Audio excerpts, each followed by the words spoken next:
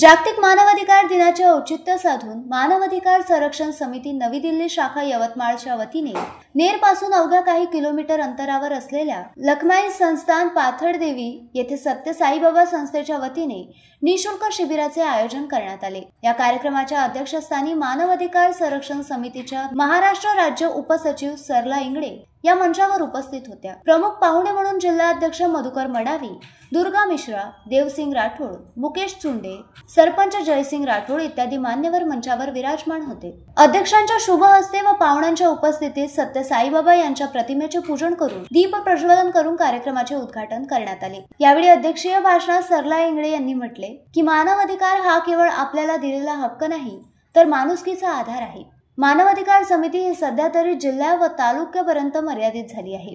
ही समिती खेड्यापाड्यात तयार व्हायला पाहिजे, यासाठी संबंधितांनी लक्ष देणे ही काळाची गरज आहे।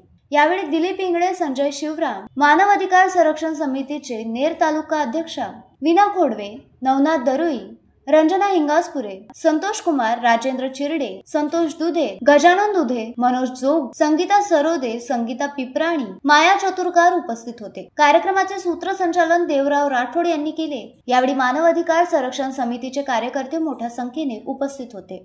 Navnath Darui, the sting operation news, Ner Parsopant. The sting operation news, सत्याचे दुसरे नाव, अन्यायावर लेखणीचा घाव।